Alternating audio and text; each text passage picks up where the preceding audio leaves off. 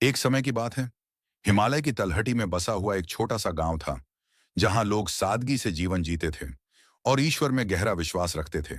उसी गांव में धर्मदास नाम का एक गरीब किसान रहता था। उसके पास न धन था, न कोई बड़ा परिवार, लेकिन उसके जीवन की सबसे बड़ी पूंजी थी भगवान शिव के प्रति उसकी अटूट श्रद्धा। धर्मदास का दिन सूर्योदय से पहले शुरू होता था। वह नदी से एक लोटा जल भरकर लाता, जंगल से बेलपत्र तोड़ता और गांव के बाहर स्थित पुराने शिव मंदिर में जाकर शिवलिंग पर जल अर्पित करता। उसकी पूजा में न कोई दिखावा था, न कोई विशेष मंत्र। वह बस मन से कहता, हे भोलेनाथ, जो दिया है वही पर्याप्त है, मुझे किसी और की चाह नहीं।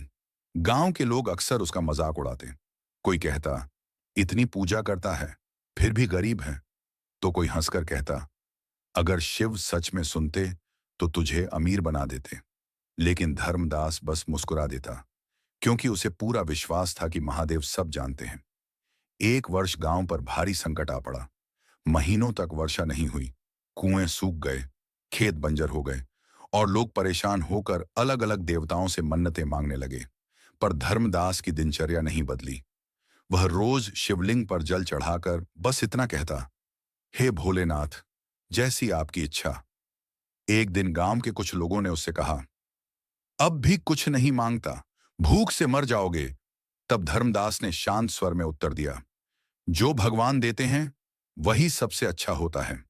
एक संध्या, जब सूर्य अस्त हो रहा था, गांव में एक साधु आए।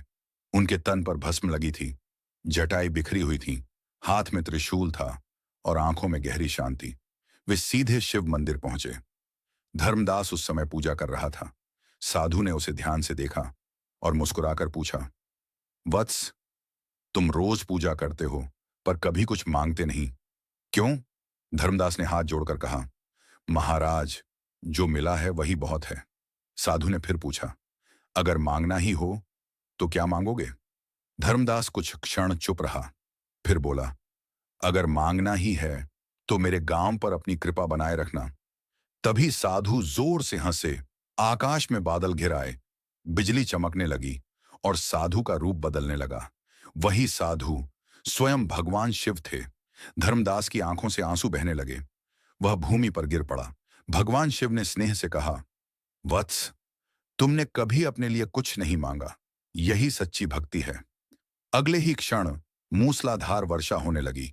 सूखी धरती भीग गई, खेत हरे हो गए और पूरे गांव में खुशहाली लौट आई।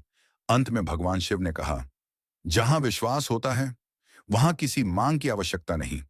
यह कहकर महादेव अंतर्ध्यान हो गए और धर्मदास का जीवन पहले की तरह सादा, सरल और शिवमय बना रहा। अब पूरा गांव यह जान चुका था कि भगवान शिव सबसे पहले सच्चे दिल को देखते हैं, धन को नहीं। जय महादेव।